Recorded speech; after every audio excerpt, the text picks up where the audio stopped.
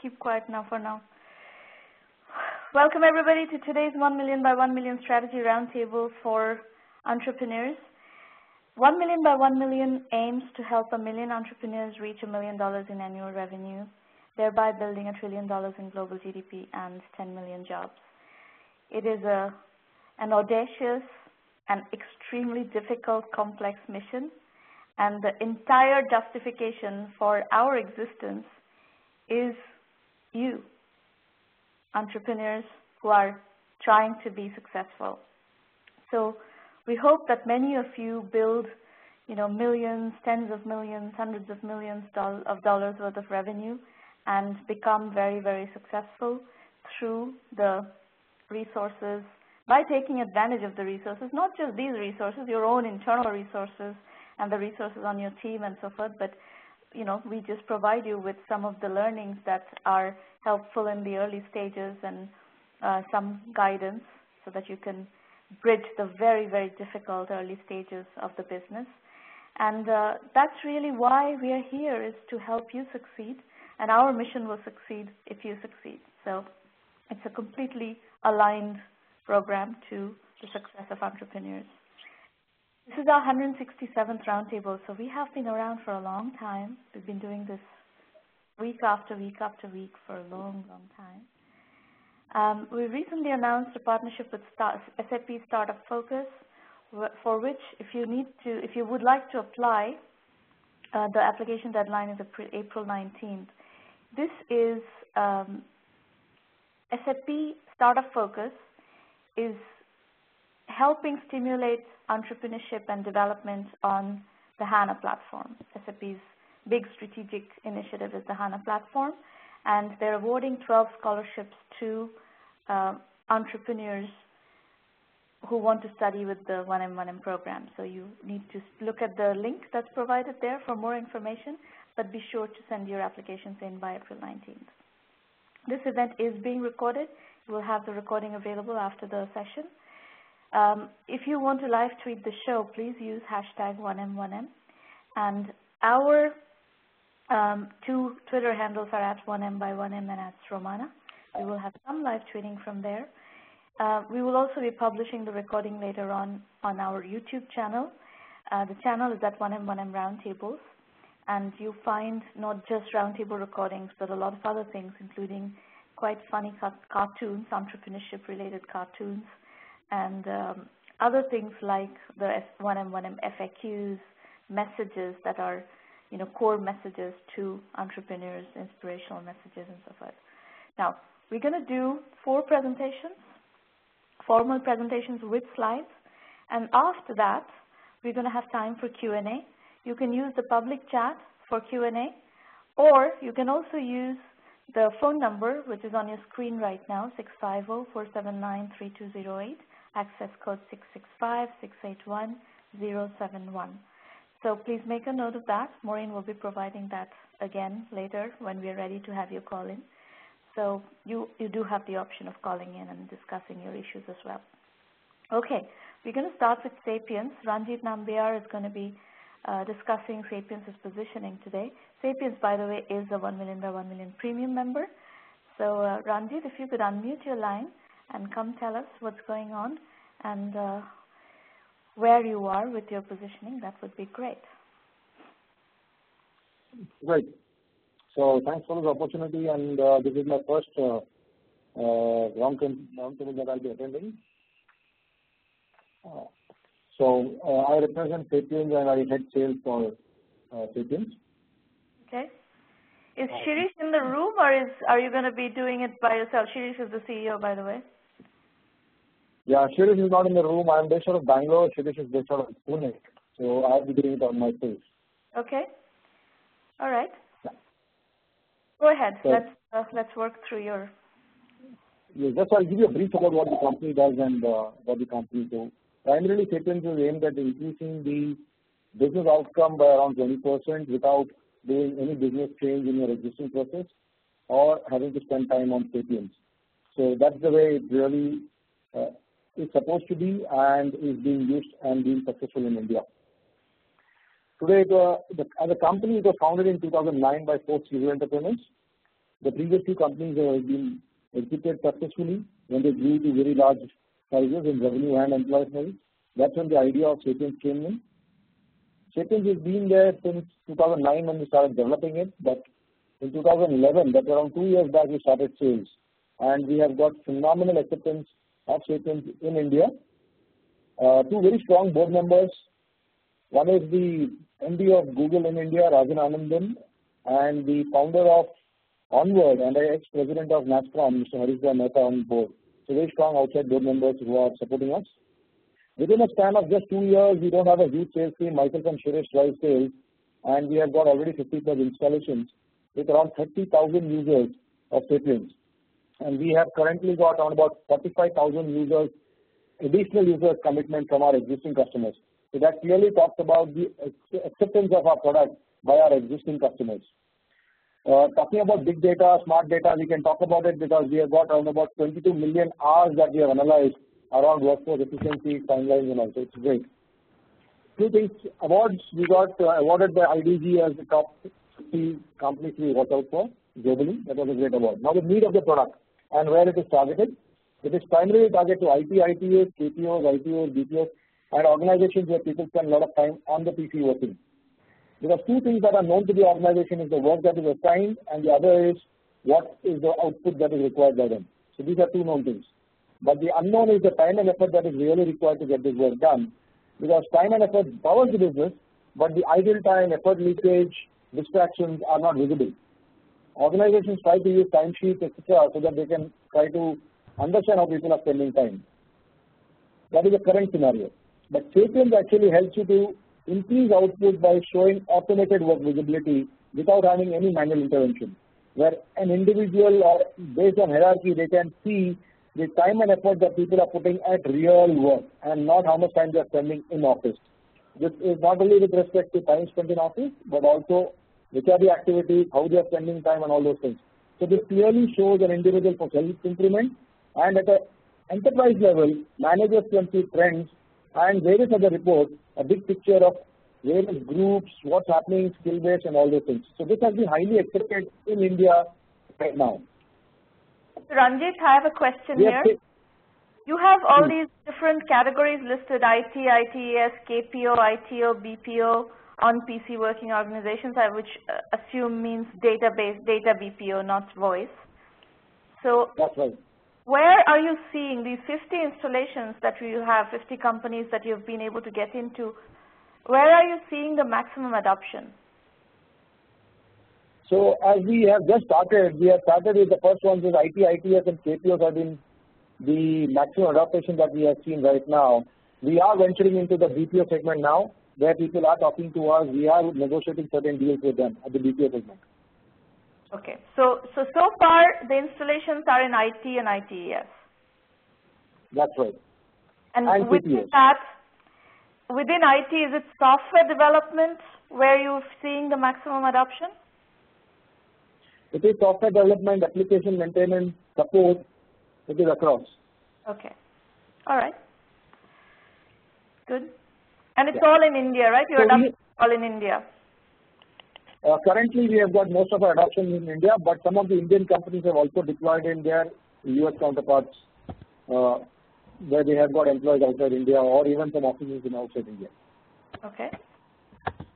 And what is the sales cycle? Who is buying? Is it HR that's buying the product?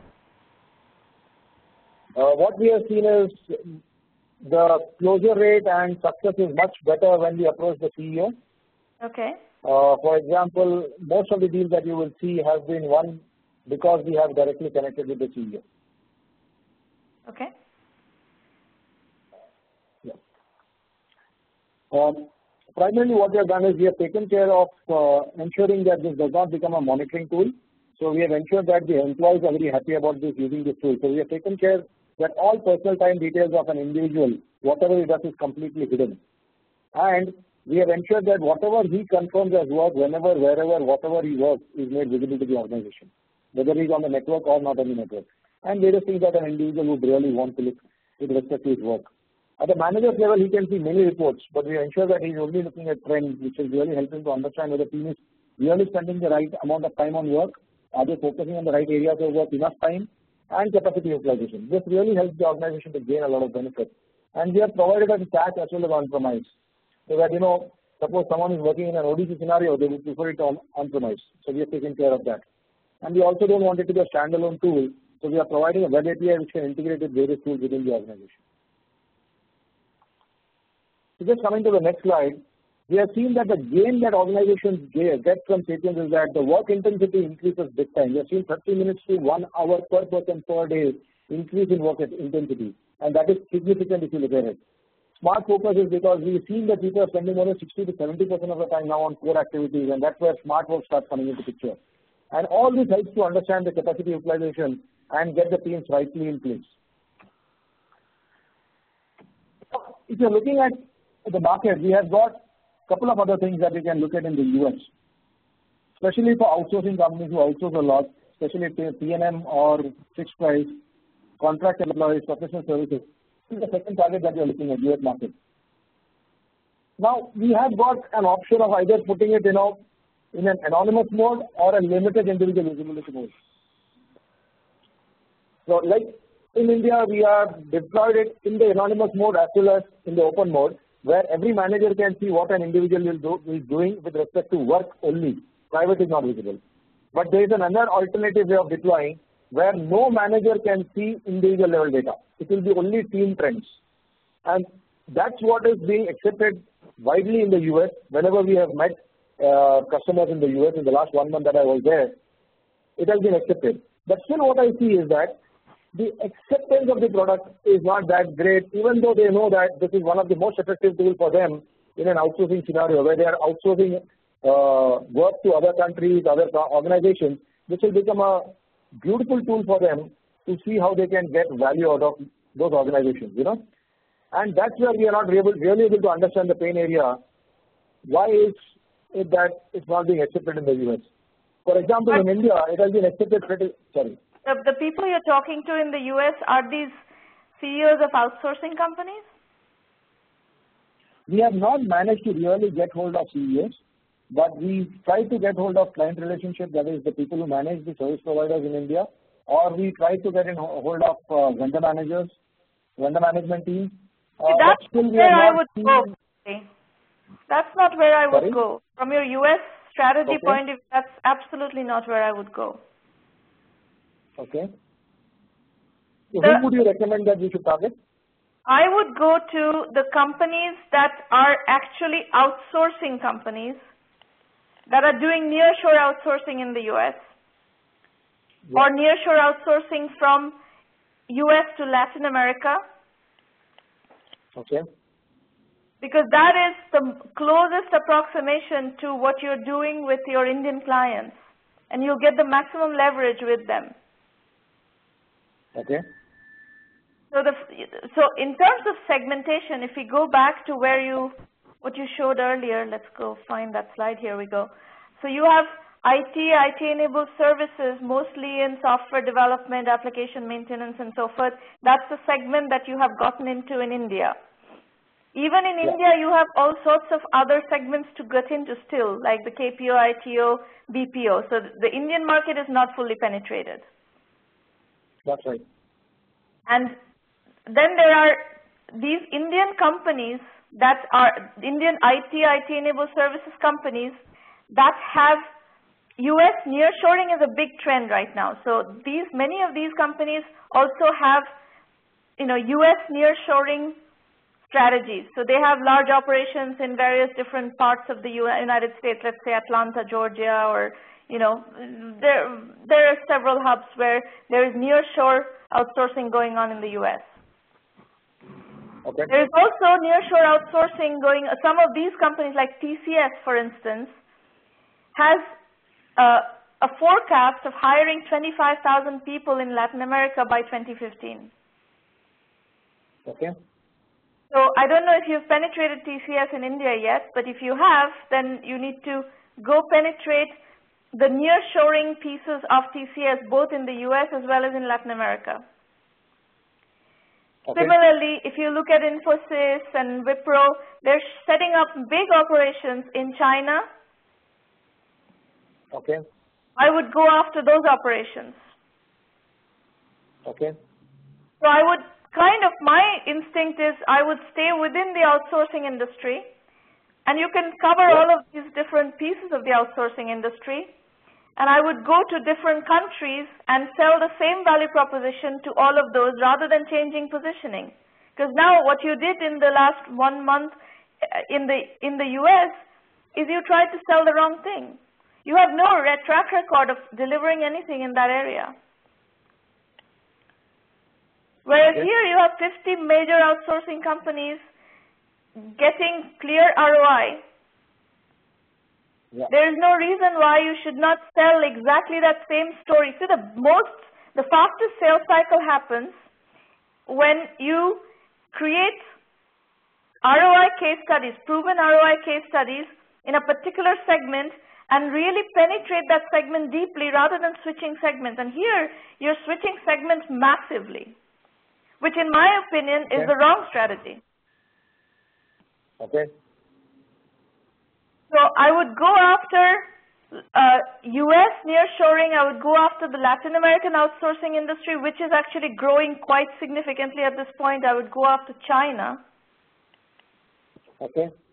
And then, you need to do some due diligence on where else. Eastern Europe is another major outsourcing destination. Especially a lot of European projects are going to Eastern Europe, and many of the Indian majors have presence in Eastern Europe as well. Can I just say something here? You rightly said that our focus should be.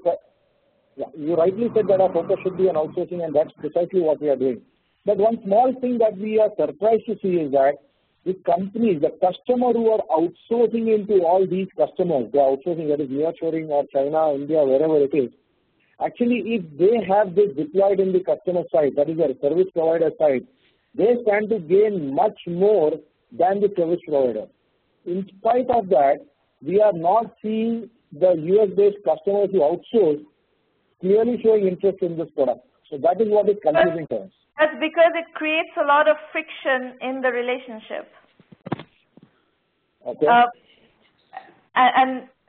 customer working with outsourcing vendors, if they decide that we are going to monitor you, it's a heavy-handed, arrogant statement, and the outsourcing providers don't take it well. So they don't want to introduce that kind of friction into the process, I guess. Okay. And the other thing that you will see is that culturally, Americans don't like this kind of stuff very much. Okay.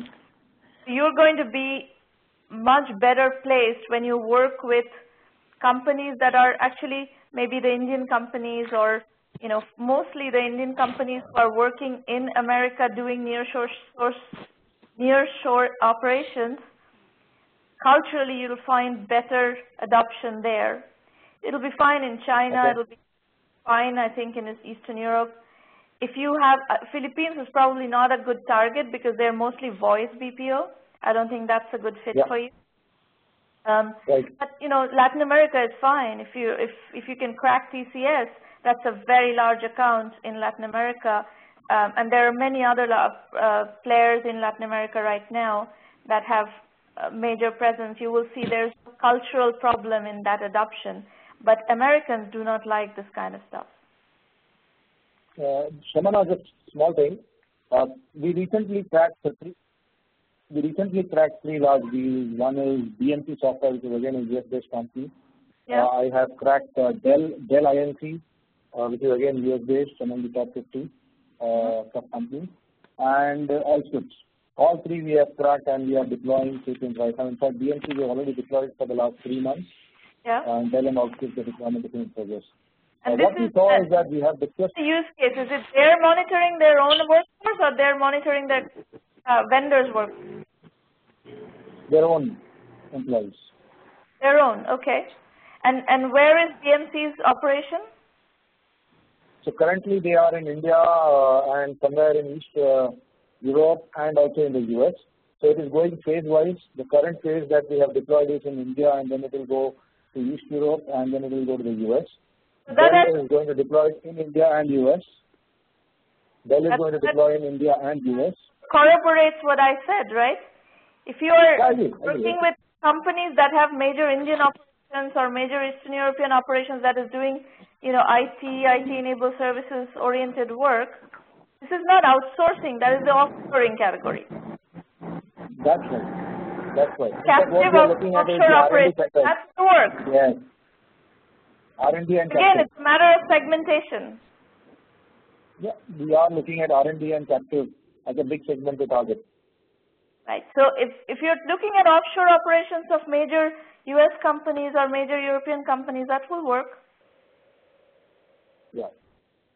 But you have to be aware of the cultural, like you try to do this in Google, it will never work. So we are coming up with certain products which will be supporting all these things like MySapiens, which will be allowing the employee to showcase what he is working and giving him the complete freedom, where managers will not be able to access anything unless the employee gives it up. We also gamify the entire product so that it becomes much more interesting for the US market and the European market. So all that is in progress right now. So you're going to have to keep in mind the cultural factors. There are certain types of companies that are working with not the A-list developers. They're working with, tier 2, tier 3 IT workers or ITES workers. That's where it's going to work, but if you try to crack the high end of the IT workforce, it's not going to work. Agreed. Provided we have it under anonymous mode, self-improvement mode. No mode. Google is not going to monitor its workers in this mode. That's just not going to happen. Facebook is never going to do this. Apple is never going to do this. This is not monitoring, but monitoring part, yeah. Even if it's self-monitoring, it just don't work like that, right? Okay. So my suggestion to you is going to be that you really tightly segment where you invest your time and energy.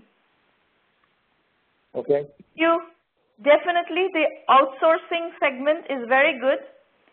Outsourcing segment that is working with big Indian operations, even nearshore operations in the US, Latin American operations, Chinese operations, Eastern European operations, all that is fine. Then you have the offshoring segment where multinationals have captive operations in India or in Eastern Europe or in Latin America or in China. That is also going to work.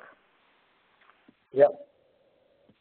So I would take those those segments and really penetrate them heavily before you go try to do another segment, because you have limited bandwidth, right? That's right. There's no need to go do something that has unproven potential for success when you have something that has proven potential. That really what it requires is a very thorough sales effort. That's right. So that's where I would focus. I mean, you have definitely enough TAM to penetrate the market to get to probably about definitely $5 million, maybe even $10 million in revenue just by executing on the two segments that we talked about. That's right. That market is pretty big. That market is relatively big. Then why are you trying to go to a different market right now? No, we were trying to look at a different approach where the customer starts asking the outsourcing partner or the offshore. Why? I believe because if they see the value, then it becomes a much better sale. I don't buy that. I don't buy that. Because in a T&M model, for example, in a T&M model, you pay 8 hours billing, right? And when we know that probably efficiency, I should not be saying this, but if efficiency is around about 4 hours or 4.5 hours, 5 hours is what an employee is putting per day, which is a known factor, why should the customer not look at putting this in a service provider's environment? Is the question that I've got. I mean, nothing, it's really going to benefit them. I think it's because it kind of creates mistrust in the relationship. Yeah, I mean, you don't need to point a finger at individuals. You can look at trending, which we are talking about. Utilization can be looked at, and focus can be looked at, so that timely delivery of projects can happen, which is the biggest concern that I feel that customers have got. And what are your customers telling you? Are they willing to do that? In fact, in India, what I'm seeing is that customers are now ready to even be transparent with, providers are being ready to even be transparent to their customers because Right. they see that it's equal to them. There is a subtle game, psychological game going on here. One is trying to win trust. The other is trying to question trust. The provider is willing to do this because the provider, from the provider's point of view, it's yet another way to convince the customer that, hey, you can trust us, we are keeping your best interest in mind. That's right. And we are creating efficiency for you and for us. Whereas in the other case, it's like, some big brother sitting there and with a stick and basically looking for ways to hit you with that stick.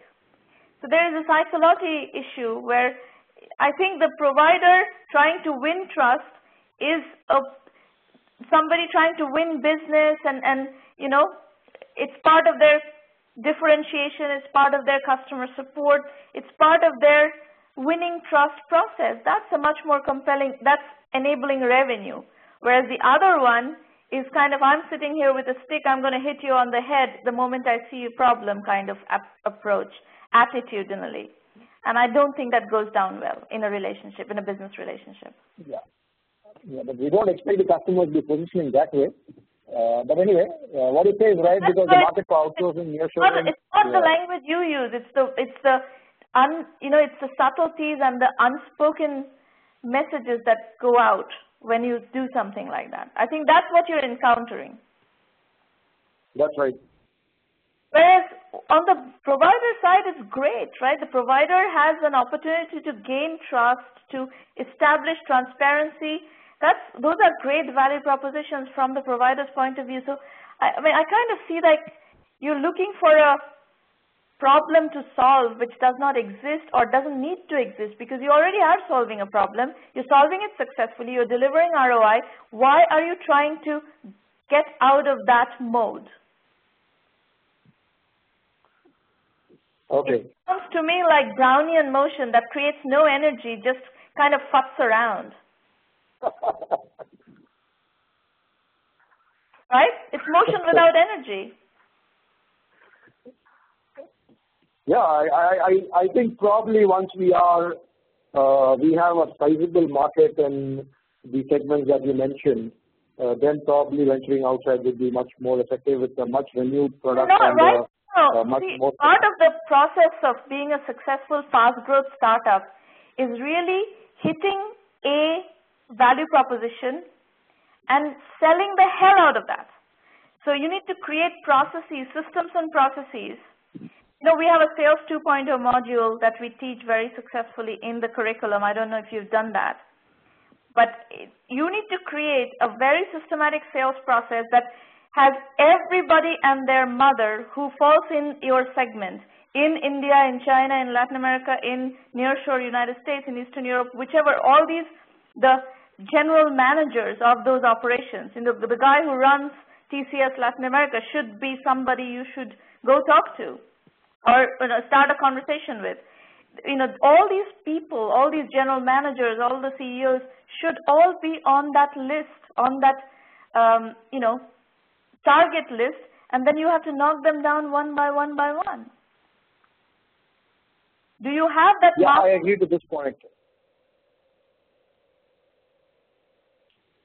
Then you go list all the companies that have captive development centers that fit your, segmentation, and make the list of all the country managers for those, and then go talk to them. So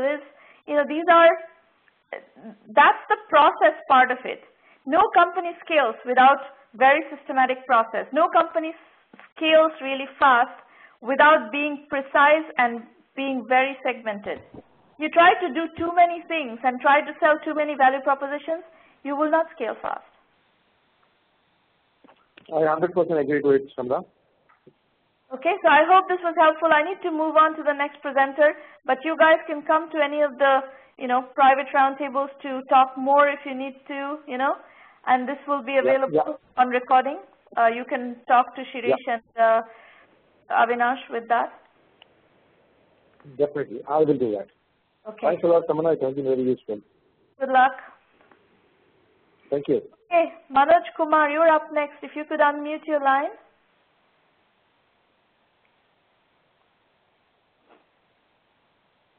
Manoj, your line is on mute.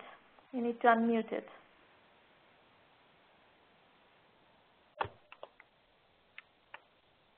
Hi, Sramana, can you hear me? Yes, I can hear you. Go ahead. Okay. So, good morning. I'm Manoj from Nolarity Communications. We are in business cloud telephony. Can I have next slide? Okay. Yeah.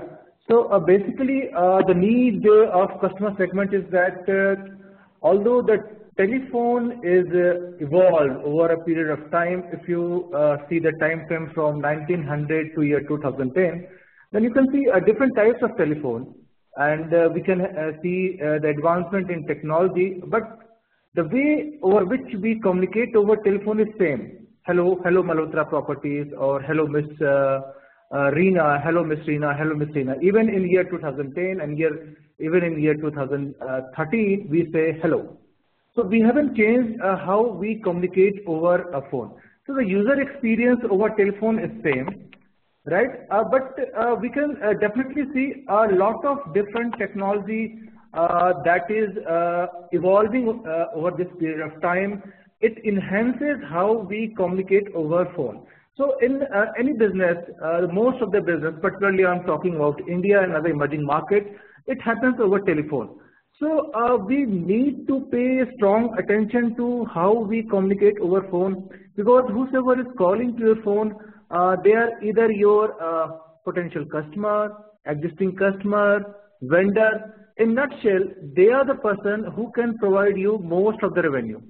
So they should be treated with most importance, and at the same time, they should be properly captured in all your system in real time, so that you will be able to use the insights from business conversation into your business.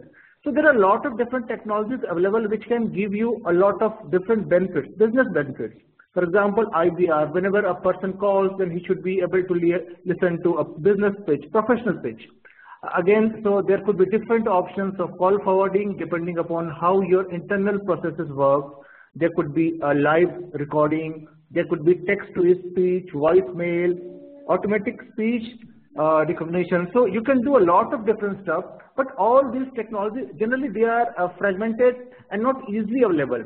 For example, from the perspective of a businessman, SMEs, a startup, so basically it is left for business users to leverage on these technology individually.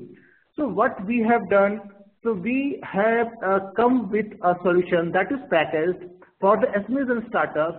At the same time, we have developed our telephonic capability in cloud on pay-as-you-go model. So at the one end, we are able to fulfill the business problems of startups and SMEs, and the other end, we are able to fulfill the business problems of enterprise. So basically, there are three engineering graduates from IIT Kanpur, so Amrish Gupta, Vipul Parua, and Pallav Bande, who founded the company in year 2009. And now from zero, we are right now 2,050 plus employee setup. And right now, we have been funded by Sequoia Capital. And what is your role in the company, Manoj? I look after marketing and alliances. So I'm also from IIT Kanpur, but I'm not the member of the founding team. So I joined Nolarity last year only. Okay. So basically, Super Specialist is kind of a hosted PBX, if you just say in a nutshell. But it can do a lot more than a hosted PBX or ePBX. In the sense that it can connect seamlessly with all the SaaS products, for example, any Salesforce CRM, Zoho CRM. It can connect to ERP, it can connect to accounting software, for example, Tally. So idea is that in order to manage information, so we use different CRM system, but the voice conversation over phone, it is not captured. So we are adding into unified communication by providing a product. So that itself captured all the voice interaction. It helps you in managing your interaction in a smart way. At the same time, the entire call details, entire call recordings, everything will be captured and posted into your CRM or ERP in real time basis. So from the perspective of businessman, I can have all the information, nutshell, at one point. For example, say the example of Salesforce CRM, I can have the details of all the customers, who the customers are and what are their problems and so on. At the same time, I will have the details of if anyone from that organization called me, who attended the call or who missed the call, what was the response, everything is captured in one place. So from the perspective of business person, it will be like having a voice, it will be like having voice of customer in real time. So on the basis of voice of customer, we can take smart business decision that can help me in both. So increasing the top line by satisfying the customer. At the same time, we can monitor our internal process, how we are responding to customer calls, whether we need to provide some support to our maybe customer team or our internal employees, some kind of training development is required, so that we can also improve the internal efficiency. So at the one time, it may help in increasing the revenue. At the another time, it is also going to help in decreasing the waste in our internal processes. So ultimately, it will have a very strong impact on the bottom line. So if you see the similar products in USA, so there's VE Voice, Ring Central, Grasshopper. So they are competitors, but what we are doing, we have developed our own technology platform and our own product team. So because of this internal expertise, we are able to evolve our product on a 50 days or a month basis. So right now we have very strong presence in India, and we are trying to replicate our learning in India and also our experience to different international markets, both developing and emerging. Grasshopper are just hosted PBXs. They don't do all this recording and all that. That's not their primary value proposition. Their primary value proposition for small businesses is that they can have, call forwarding, and they have multiple people in different locations all be in one, company number basically. That's their primary value proposition. It's a small business. Yeah, so our primary, so for super specialist, it's a targeted to startups and SMEs. Our primary customer value proposition is that number one, so you will be able to project big professional image all the time, and second is that you will be able to manage your business leads efficiently in real time, so that you will never lose any business leads. So that is our primary customer value proposition, and we are finding ourselves at the center of a place where we are interacting with all the systems. So right now you can see whatever I was talking about. So a smart eyewear integration for Salesforce, in which we have provided a toll-free number. So it's a Unitech client. And what happened that the call, whenever a customer calls, the call is forwarded to different sales agents based upon the logic provided by our customer. Here it's a round robin logic in which one by one customer calls are being forwarded, and entire information is captured so that entries are automatically made into CRM, even if customer is known or not known, whether existing or potential. At the same time, for the potential customer, we are able to say, okay, welcome to Mr. XYZ after looking from the server.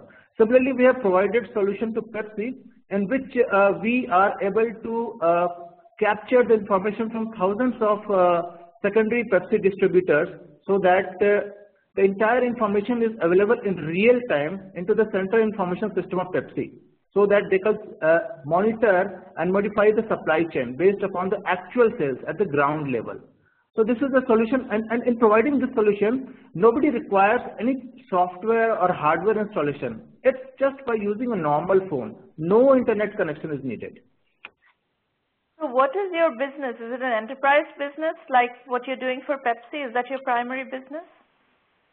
No, so our primary business is super specialist. At the same time, we are also provided the customized solution to enterprise, in which we are getting a lot of traction. Right now, it's a 75% super specialist and 25% enterprise business. What is the other word that you're using? Super specialist, the hosted PBX. Well, what do you call that? I'm sorry, I can't understand what you're saying. It's a super specialist. I still don't understand. Anyway, never mind.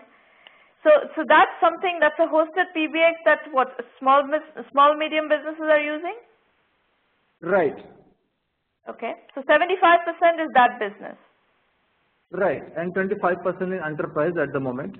And when it's a hosted PBX business, all this recording and all are not the primary value proposition. The real value proposition is the hosted PBX, right? Yeah. So basically, based upon our interaction with the customer, I can say that from perspective of customer, the basic feature they want is the call details and the recordings. But what we have felt that after receiving call details and recordings, so they also want to have something to manage their calls, the CRM. Also at the same time, so it's like a evolution of the customer needs. So if you say that, okay, we have evolved our product and it also provides some sort of mini CRM, then customer has also started using the mini CRM. They have also started express desire to have some kind of a CRM solution. So what we have done, we have made alliances with different CRM companies in the sense that they are providing the CRM stuff and we are providing the telephony stuff. So it's a kind of integration, the unified communication that I'm talking about. And what do you charge for the SME product, the hosted PBX? Yeah, so it's a pay-as-you-go model. So in Indian currency, right now we are charging 1,500 rupees. It's about $30 per month. Okay. And you have 5,000 customers on that system. Yeah, so total, it includes enterprise, but mostly, so we have super success, about 5,000 customers in India. So we have 2 customer, I think it's 3 customers in US and 1 customer in UK. So primarily they are Indian companies who have expanded their operations in US and UK. And what is your revenue? And right now, sorry? What is your revenue level? So right now, our revenue level is plus $2 million at the moment. Of which 75% is from SMB, and then you have some large contracts like Pepsi. Right. We have Pepsi, we have NTPC, we have DLF, the real estate developer in India. There are also big accounts, and also so we have at the one end extreme big accounts, at the one end a property dealer. He is also our customer, because he needs to have some kind of recording and also the call details. Okay, so what is your question? So my question is that basically we are trying to replicate the same business model in developing country and also the developed country. In developed country, I can see that we will face some kind of competition, but in developing country, we would like to expand as soon as possible. And in fact, so we run over the telephony infrastructure. So we have also restriction in terms of providing services to emerging markets where we need to install servers. Nevertheless, right now we have capability to operate in 65 countries at the moment, but we are like a sort of confused what would be the right strategy to go into that market, whether to have some alliances with CRM players or whether to find some local partner who will take care of sales and marketing. So it started, but a bit confused. So we are just looking after all the venues and would like to concentrate into one direction. So have you done competitive analysis on the developing markets that you're considering going into? So basically we have done the analysis of the demand, the customer demand and the potential, and we haven't frankly done a lot of competitor analysis. Which market are you looking at? Which are the markets that you're looking at? So right now we are looking at African markets, so primarily South Africa, Singapore, UK, Eastern European countries, and US. The US is not a developing market. No, it's a developed market. So US and UK and Singapore and Australia, they are developed markets. And the developing emerging market is South Africa, and also we are looking at the Eastern European countries, for example, Hungary, Latvia, where we can see a lot of internet potential and high bandwidth. And we can based upon the data that we got from the World Bank data, so we can see that there's a lot of potential for the services that we are providing here in India. And how do you sell? Is it an online sale, or do you have to actually sell people? Are people looking for this online and you're basically converting those leads, or do you have to actually call people and sell them? Right. So we have a process in which we get about 60 to 70% leads from Google AdWords, 25% leads from our website, and 10% leads we get from different kind of references from our existing customers. And 60 to 70% of sales happens over online through telephone, and in 30% case we send our field agents to go to the customers and show the product. This is our process for selling a product. Okay. So there's a big portion of your go-to-market strategy is Google AdWords. Yeah, about 60 to 70%, and we get very relevant quality leads through Google AdWords. In that case, I would look at the different geographies that you are looking at and do a Google keyword analysis to figure out what are the dynamics of those markets. You know which keywords people are looking for your kind of products on. You will see the US market is very, very crowded. There are many of these solutions in the US market, not just Grasshopper, Ring Central. There are others. So, I would say that you should do a thorough analysis of what is the Google keyword situation in these various markets that you're looking at, which ones are more competitive, which ones are less competitive, what are the prices of those keywords, and then also figure out what is it going to take operationally, what are the language issues that you need to worry about, if there are any language issues. You've talked about IVR and so forth.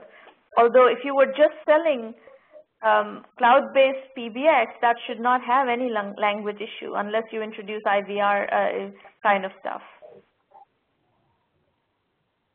So that's where that's kind of at least part of the process that I would follow. Right. Have you done that? One more question. Yeah, so in case of language, so we can support all the languages. So basically it's the program, so we can play the MP3 files. So it doesn't matter which language, in which language we are going to play the PBX. But yeah, we need to change. Language is not an issue, then really your issue is go-to-market. And you know, if Google AdWords is one of your primary go-to-market strategies, then you need to do a comparative analysis on the Google AdWords situation in each of the markets that you're considering. Okay. And so what do you suggest, for example, right now we have been selling here mostly through telephone in India, but so we are also we are confused if we also need to have same strategy that is selling from here, so outbound calling from India, or should we? That's from India, right? You can have a telesales operation in India, the same operation that you have in India, you can expand that to cater to, you can have a team that caters to other markets. Whichever market you go after, you can do the telesales from India itself. It doesn't need to be something that you have to set up elsewhere, but you do need the, you know, you need to be able to deliver the product in those markets. Right. We can. So basically, we have developed our expertise after developing. So we are planning to have telesales into different international markets. All right. Good. We're going to move on to the next presenter. Thank you for your pitch. Nilson is next. Nilson Silva from Brazil. Hi, Nilson. Hi, hello. Can you hear me? Yep. Go ahead. Okay, thank you. Okay, I'm Nilson. I'm from Brazil. I'm co-founder of eadbox.com. EAD in Brazil is a very well known term, which means distance learning. That's why on the learning market with our LMS, and our differentiation in products is that our LMS is focused on e-commerce.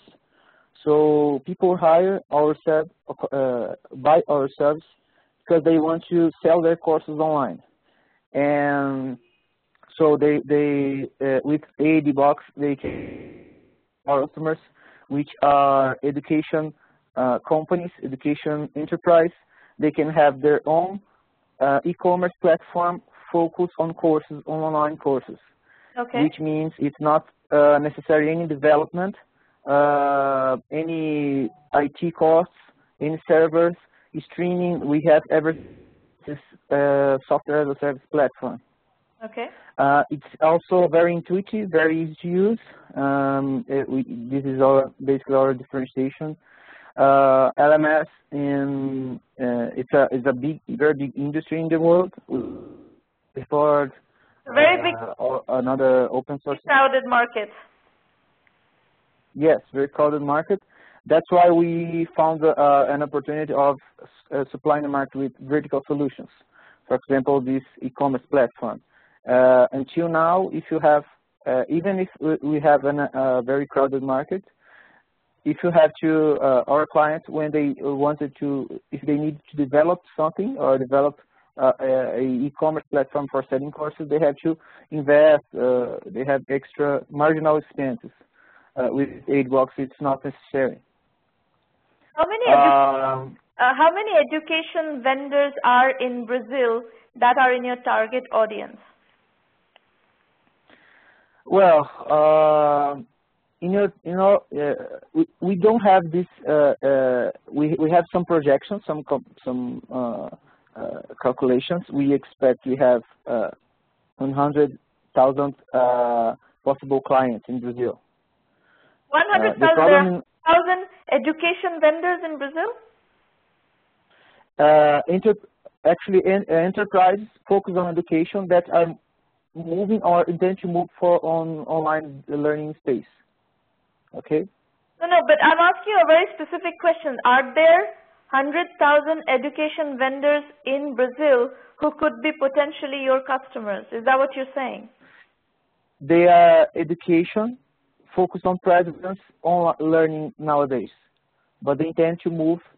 Actually, our assumption is that they intend to move for online space in next years. Okay. Be careful what assumptions you make. 100,000 is a big number. Yes. Actually, we mapped it, we counted all the, even from small to big enterprise educations focus on presence learning. We count all of them. And how many customers of course, you know. Sorry? How many customers do you have right now? Right, nothing. No customers? No, 15. 15 okay. Customers. 15 customers, okay. And how much are you charging them? Sorry? How much are you charging them? Well, we charge per user. In our website, we have prices per user. In bucks, in dollars, it's about $3 per month per student. Okay. Plus $100 per month as a fixed cost. Okay. So how many it's a fixed plus of the 15 with the 15 customers, how many users are you catering to? How many students? We have clients with 4,000. We have clients with 100. They are like when they are beginning, they begin with very small, and then they go increasing. Okay. So what revenue level are you operating at right now? Right now, we are operating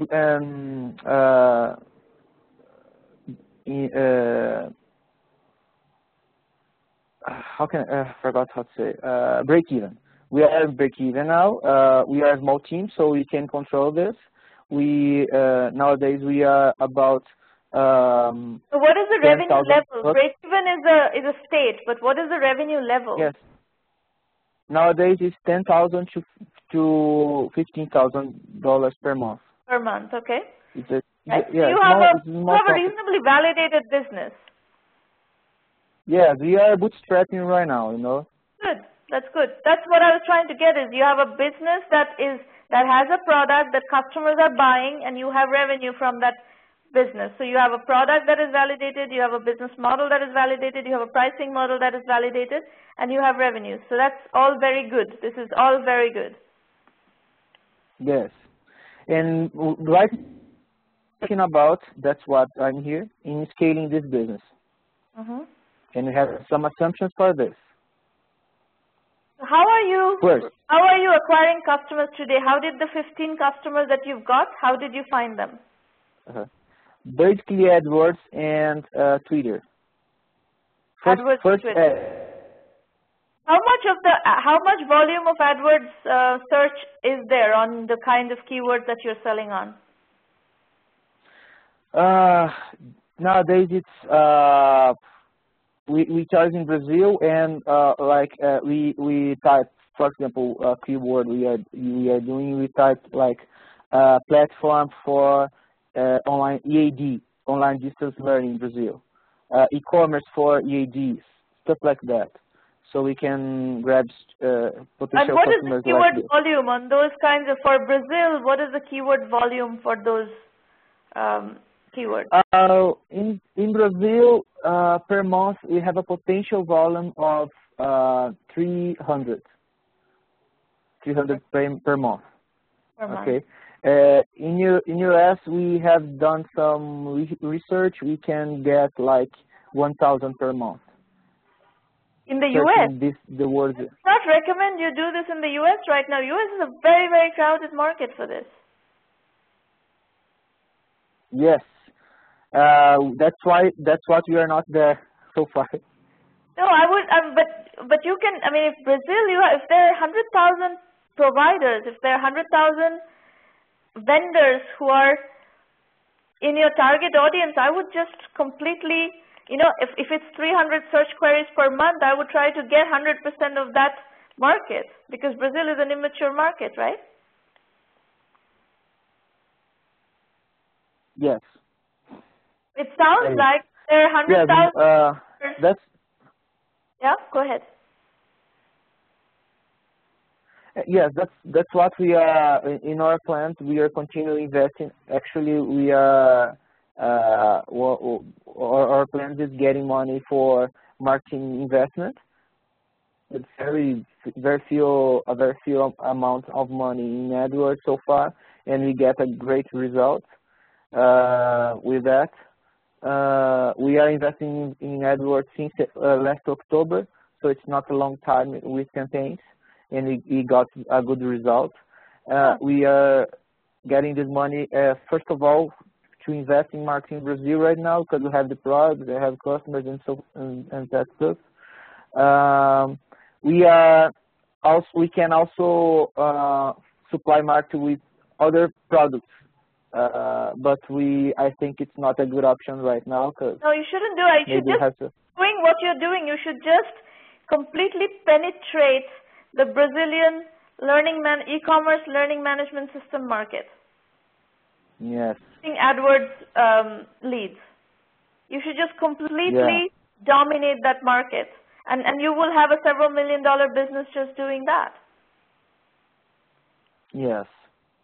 And so for the foreseeable future, you don't need to do anything other than that. You just need to really sell, market through AdWords and sell into those education vendors and really lock up that market. Yeah. Correct. That's correct. These are good numbers. You have 96 trials set up. That's excellent. Yeah. That's excellent. Yeah, that's what I wanted to know, because I didn't know if this number represented a good number. I didn't have references and parameters. It's a very good number. If you are looking at a market of 100,000, and if you are looking at a keyword search volume of 300 a month, and you have 96 trials set up, that's an excellent number. Great. We have 5%. A conversion of visits to trial, we have 5%, and then about to new customers, 5% again. It will improve. That's a good number. As you become more well-known, so you're going to need to, you will need to publish the success stories and so forth, and do some marketing around that, around success stories and case studies and so forth. But the more you become known, the more it's going to improve your conversion rates. Do you have a Facebook page? A what? Facebook page? Yeah. Yes. Do you have a blog and you have a Facebook page? Facebook page, LinkedIn page. Yeah. You should use those techniques of marketing, the Facebook page, the blog, marketing and email marketing to keep the leads that you're generating nurtured. Mm-hmm. You know? Yeah. Because these guys, the 96 trials, even if they do not convert tomorrow, they will all convert sooner or later. Yes. Because they're several for the solution. Yeah, several of these trials, we talked to them. They are beginning their projects right now. Right. For producing content and stuff. You're working in a relatively non-competitive market. In Brazil, in this segment, there is not a lot of competition, but it looks like there is demand. So you should be able to close at a much higher rate. Very soon, within the next 3 months, your closing rate is going to go up. Nice. Okay. That's what we're gonna do. Right. Thank you, Samara. You're welcome. Don't expand to other countries right now. Just stay focused and execute on the pipeline that you're creating and dominate Brazil. Mm-hmm. Definitely don't get into the U.S. Very, very expensive market and competitive. Okay, we're going to move on. Thank you, Nilsson. We're going to move on to Joe Bios. Thank you. Greg Anderson is the presenter. Yep, I'm here. Yeah? Can you hear me okay? Yeah, hear you fine. Cool. Trying to find the WebEx thing has been kicking me out and then bringing me back in and then kicking me out, so trying to figure out how this thing works better. There it is. Okay, so what is Job Bios? We're an online service that helps connect students to careers. It's a software as a service model, and our value proposition is to become the standard in recruiting students and helping students find jobs. Is it jobs or internships or both? It's both, yeah. There's some very crowded market, huh? There's internship and entry-level job sites coming up. Yeah, there are quite a few coming up pretty recently, which is pretty interesting. I think a lot of people are finding that students is a marketplace that no one ever looked at before, but because they have $405 billion in discretionary spending, it's becoming a pretty big marketplace. So our customer segmentation is 20.5 million students. There's about 550,000 recruiters in the United States and about 1.4 million HR professionals. Of course, all of those wouldn't be recruiting students, but it's hard to pinpoint which ones are just college recruiters and which ones are just college HR professionals. Do recruiters hire students? Yes. Yeah. There's whole dedicated teams to college recruiting. For example, Verizon hires about 15,000 students a year.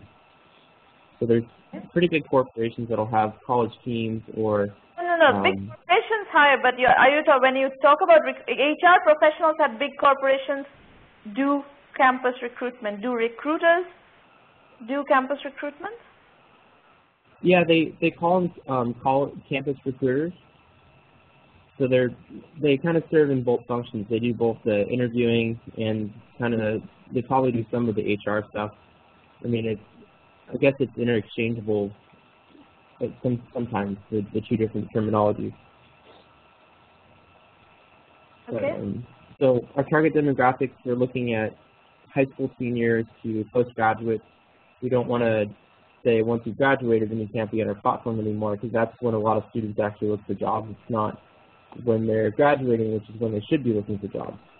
And then in terms of the demographics, we really haven't tied it down just yet what our focus is, because we haven't launched yet. So when we do launch, we're looking at corporations, small to medium-sized businesses, and of course startups.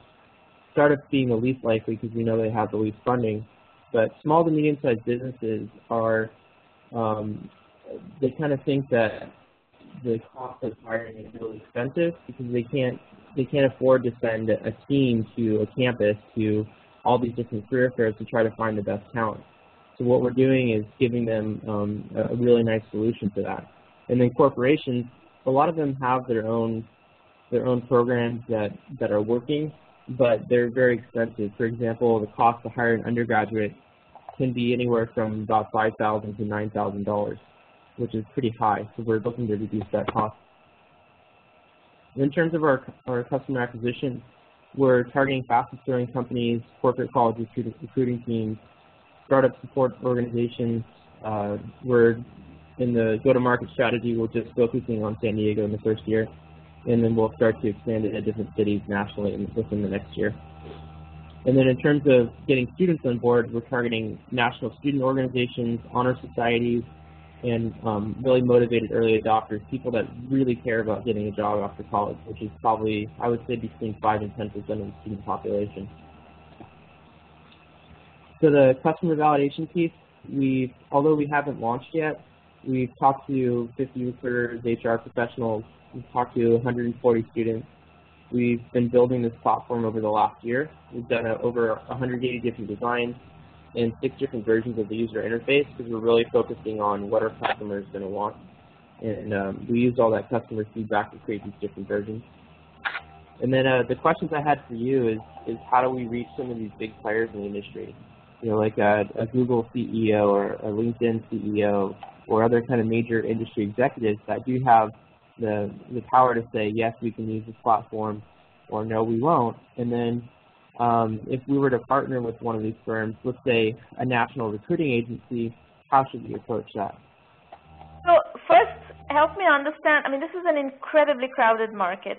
So if I'm hiring interns, for instance, why would I even consider you and not Intern Match or SpringTurn or one of the other 50 internships.com, or there's another 50 companies in that space? What is so special about you? So the difference between what we do and what they do, they're more just a job posting board, and then students can submit a resume, and then they can look at resumes. It's the same way that Monster works. What we actually do, or what we built, was a student can create a full, comprehensive digital of everything they've done in their college career. So they can upload projects, they can upload awards, they can upload a multimedia gallery, and then once they create their portfolio, they can then search for jobs based on a set of criteria and then manage the application process. So they can see which ones they've applied for, which ones they're interviewing for, and then how to follow up. I don't think it convinces at all. These days, one of the big categories, one of the big services people are using all the time is LinkedIn. They fill up a LinkedIn profile and apply to jobs using a LinkedIn profile. So right. I'm not thinking about what you're offering here. I don't see the differentiation. So we looked at LinkedIn, and that was one of our questions before we ever started building this. Why was LinkedIn? And so we did a marketing study on students, and we found that a lot of students are actually intimidated by LinkedIn, and they don't necessarily know how to use it yet. And another thing about LinkedIn is they're competing against people that have 5 or 10 years worth of experience. So as a student coming right out of college, the value proposition to them is, hey, look, you're going to be competing against other students, meaning we're leveling the playing field. Instead of you competing against someone who has 15 years and those are different jobs. I mean, the students are looking for entry-level jobs. They're not competing with 15-year experienced people because those are different jobs. Right. An employer is not going to hire a student for a position where they need a 15-year experienced person. I guess I should have said it's more around the 2 to 3 to 5 year category, where a student might have 3 years worth of experience, and then they would, or a recent graduate would have 3 years of experience, and they'd rather hire that person than an entry-level student. And when we went on Monster, a lot of the jobs didn't even mention entry-level. So what we found out was that the marketing study showed us that students are more apt to not use LinkedIn than they are apt to use it. The smart students that are really, really good and understand networking use LinkedIn. The students that don't understand networking yet, or don't understand that concept of building a portfolio yet, are not using LinkedIn. So we're just taking the LinkedIn model and we're minimizing it for a smaller niche, which is the college marketplace. I'm not convinced. I am not convinced about it, because what's happening really in the industry is these entry-level people are looking for internships.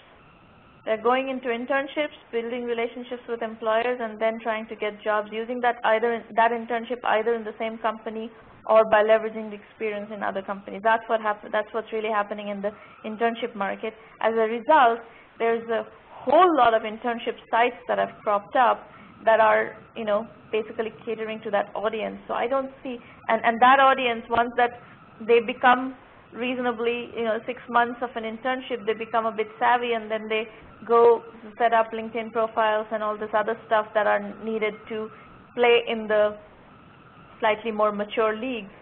I'm not sure if you need to tell me more about what are these 50 recruiters that you've talked to. Who are these people? Are they do they specialize in entry-level recruitment? Yeah, they're all recruiters that we've been able to talk to through our own recruiting fairs that come on campus.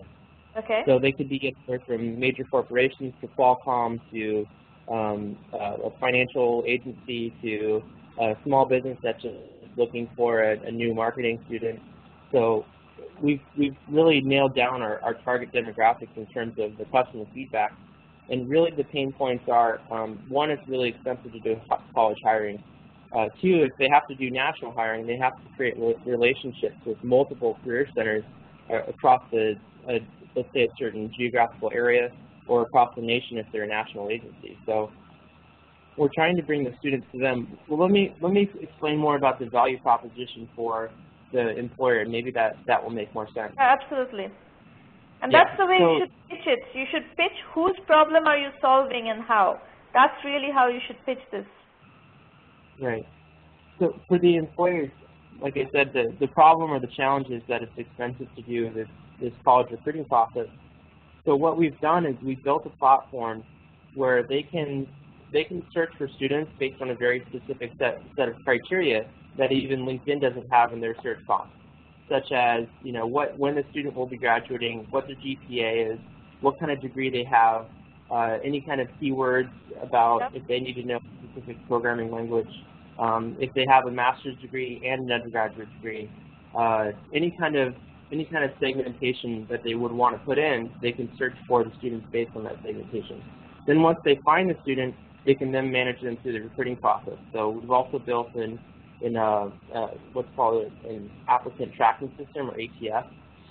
In addition to that, they can also create a company profile page where they can talk more about the culture. Because one of the big pain points that we found with students was they're not really understanding the workforce that they're going to be getting into, and the statistic is that 36% of them will turn over within the first year. So what we're doing is we're saying, okay, well, we'll give you a company profile that you can really see what the company culture is going to be like before you get into this job, to make sure that you like it in the first place. So the primary differentiator is a vertical search engine that is focused on student recruitment. Yeah, that's the primary difference, and then we're having other value propositions that are more facing to the student, reduce the turnover. And you are managing the process, the interaction with the career development centers at various colleges, and you are managing the sourcing of the resumes, and the recruiters from these from the corporations, they're just coming in and they don't have to manage those relationships anymore.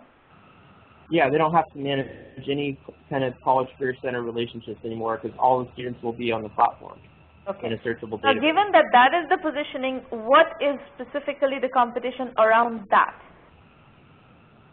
There's 3 to 4 direct competitors. They're all less involved in the marketplace.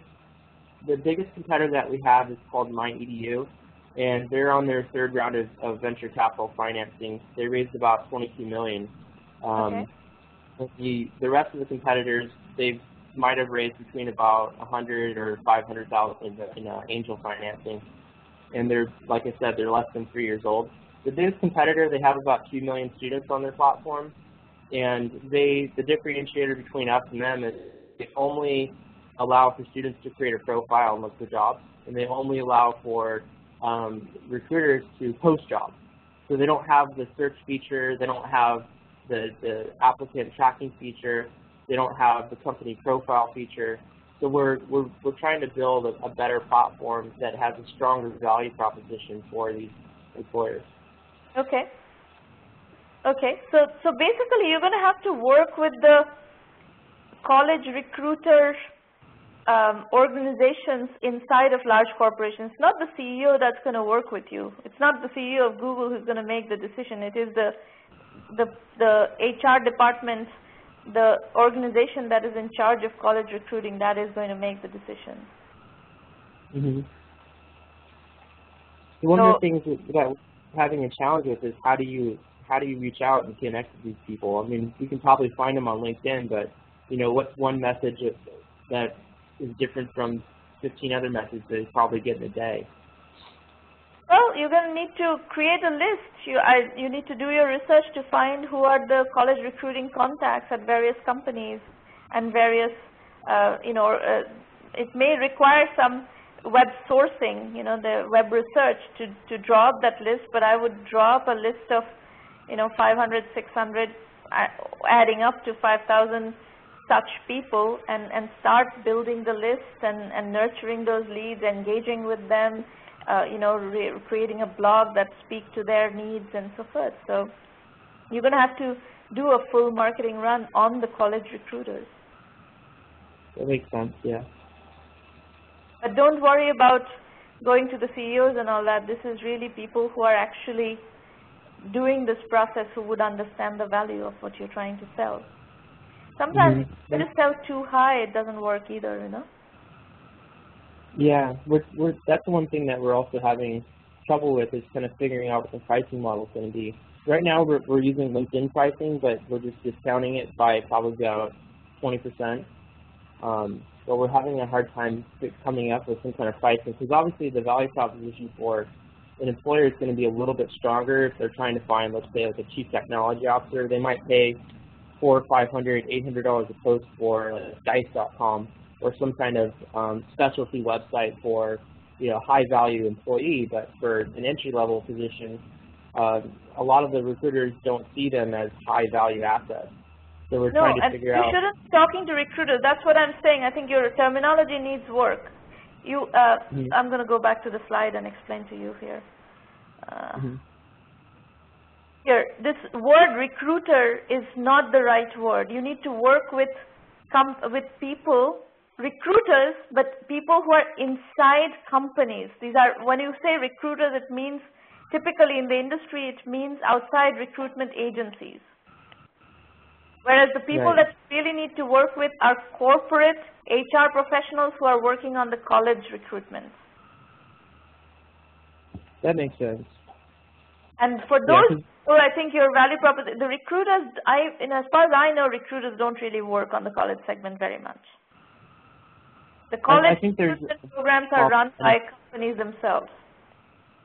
Yeah, I think there's a very small percentage of the job title of college recruiter, and I think you're correct that probably more HR departments deal with the college recruiting process than actual. So forget the recruitment agencies. Focus entirely on enterprises that do college recruitment and figure out what is your lead list, and then go talk to them, or talk to them by phone, connect with them on LinkedIn, and get connected with that community. That is the community that you need to build around you, are the college, the employers, the enterprises and the mid-sized or small businesses who do college recruitment, and the people who coordinate those efforts, who manage those efforts.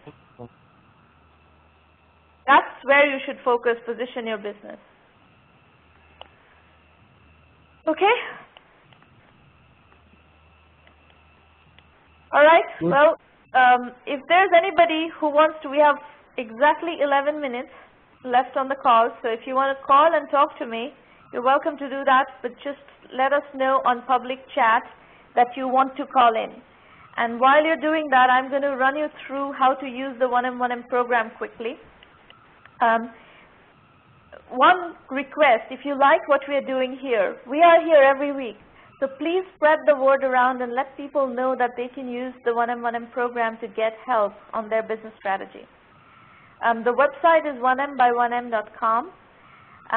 In terms of resources, the blog has an enormous amount of free resources, lots of case studies, trend information, other, educational and inspirational content. And then the Entrepreneur Journeys book series is a set of 4 books that we've published where we use case studies, analysis, and synthesis to, derive lessons from the journeys of successful entrepreneurs. These books were published between 2008 and 2010. They're all available on Amazon Kindle and in India and from Flipkart. And you will start seeing some crystallization of the 1M1M methodology, the beginnings of it, bootstrapping and positioning being 2 cornerstone elements, cornerstone philosophies that we follow. This is what the site looks like. We also have these roundtables every week, so please spread the word around. We have had thousands of people come to these roundtables, and we've coached thousands of entrepreneurs, both in these public roundtables as well as in the private roundtables, which is part of our premium program.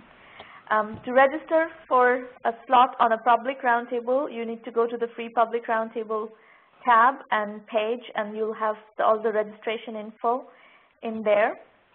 The premium program is a $1,000 annual membership fee for unlimited usage. We offer you a full curriculum and full extensive methodology guidance through that curriculum. We offer you help with business development. We connect you to our network, customers, channel partners, investors when appropriate, media, analysts, all of the network that we have, we make that available for our portfolio companies. And we also help you with similar kinds of strategy consulting in our private roundtables. What you saw today, what you got a flavor of today, we have members-only versions of that as part of the premium program. We have a number of companies in the $1 Million Club, actually, people who have crossed the $1 million threshold. Actually, the first presentation that you saw today, Ranjit Nambiar's part of Sapiens, that is part of the $1 Million Club. The company has been in the program for quite a while and has made very good progress. The CEO is Shirish Deodar. A couple of more links. Quantifying the 1M1M value equation will give you a deep analysis of all the vectors along which we provide value. We have assessed that if a company is using, if an entrepreneur is using the program effectively, the way it's designed, you get $375,000 worth of value for $1,000 in a year. So make sure you learn how to use the program effectively. And I was just talking to somebody yesterday, one of our premium members, and he said he didn't know how to use a particular thing, which is one of the business development angles of how to use our LinkedIn channel to generate leads. So I said to him that, look, 1 million by 1 million is like a gym with a lot of machines. You need to learn how to use the machines to be able to lose weight. So he responded back to me saying, yes, thank you, understood, I'm in the gym. I thought that was very funny, but it's a very appropriate analogy. When you buy a gym membership, you kind of have to do the work to be able to lose weight. Otherwise, you don't really lose weight or develop muscles. It's a very similar strategy here. Is you have to use the program aggressively and intensely to be able to get the benefits from it. You can get thousands, hundreds of thousands of dollars worth of consulting, but you have to use the roundtables and get the consulting, book your slots and participate and so forth. Otherwise, we can't really, I'm not going to come to you to offer you consulting. You're going to have to come and, discuss your issues. We have a very strong curriculum. I'll talk about that in a minute. But I suggest you all, take a look at the 1M1M self-assessment, which is a way to calibrate your business against a set of points, which are important points. You need to basically address all of these questions if you want to make progress as an entrepreneur. Then you have a variety of different places where you'll find information on the premium program, which will help you understand whether evaluate whether you want to do this program or not, what to expect from the premium program. We have video FAQs on the various topics that we get asked about all the time. The curriculum, by the way, is a combination of hundreds of case studies of successful entrepreneurs and video lectures synthesizing those case studies. See, we've been doing this kind of online, coaching, consulting, mentoring, whatever you call it, for years. And we have recordings of every single session. So we have a deep understanding of what kinds of issues you guys run into as early stage entrepreneurs. And we help you address those issues. That's one of the key things that we do is help you address those issues on a regular basis. And the way we do that also is by using case studies and examples of how entrepreneurs who have been successful have addressed those issues. So the case studies are both very educational and very inspirational, and then the video lectures provide you with the synthesis of each of those areas. So you have a very comprehensive curriculum that has 7 core modules: bootstrapping, positioning, market sizing, customer validation, financing, customer acquisition, and team building. And then you have elective modules: Web 3.0 and e-commerce, cloud computing and business solutions, outsourcing and consulting, mobile and social apps, healthcare, IT, online education, gaming. Those are the areas where we see most of our businesses. So you get, very comprehensive support through those curriculums, and we see our entrepreneurs are using those quite extensively. Our methodology is lean, capital efficient, bootstrap startups. We believe that you should bootstrap first, and if your business is fundable, raise money later. That way you get a validated business to bring to investors, and investors much prefer that.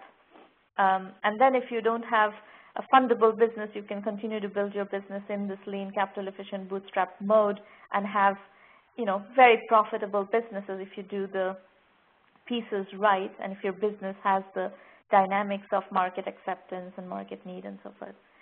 So I told you we do a lot of media coverage and connections into our, we have a lot of clout in the media basically, and we put that clout to work on your behalf.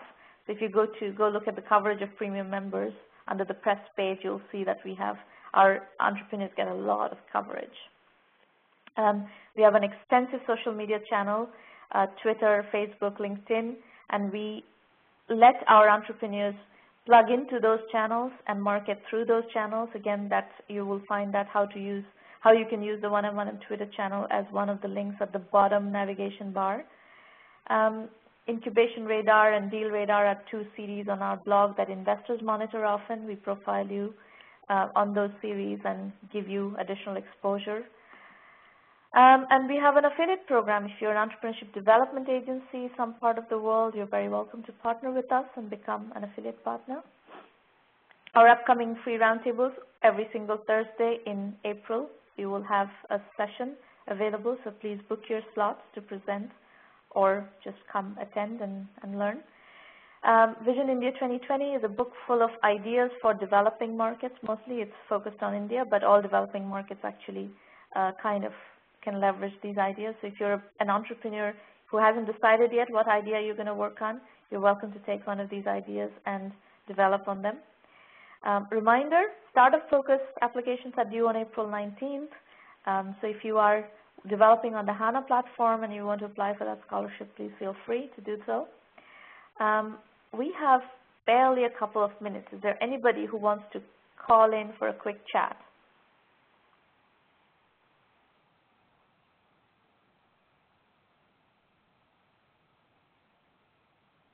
Anybody? Any questions? Gaurav, you were asking earlier, I think, is one topic discussed for the whole call? The format of these calls are we have up to 5 entrepreneurs, a maximum of 5 entrepreneurs pitching at these sessions, and then we basically do a strategy consulting session with them. And everybody else listening to the call gets to learn from that case study. That's the format of the call. Anybody else? Any other questions? You can also use the public chat to ask questions. No?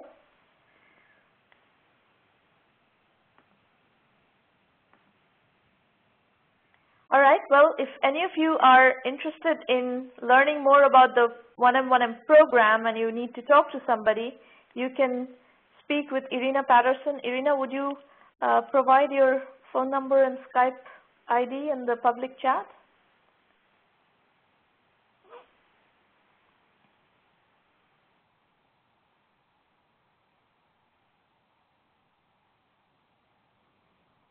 What's happening?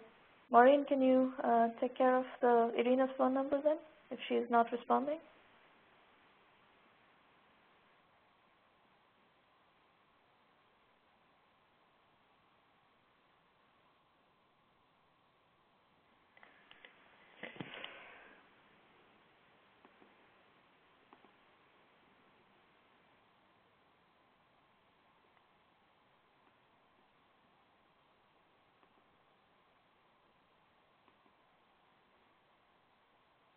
There you go. So that's Irina's phone number. You can talk to her. You can talk to her by calling this number, and her Skype ID is Irina_Patterson. Her email is irina@1m-by1m.com. There we go. So that's it for today then. We will see you next week, and premium members will see you at the next private roundtable on Wednesday. Talk to you soon. Good luck with your businesses, and hopefully you will make some more progress in the week ahead. Bye-bye, everybody.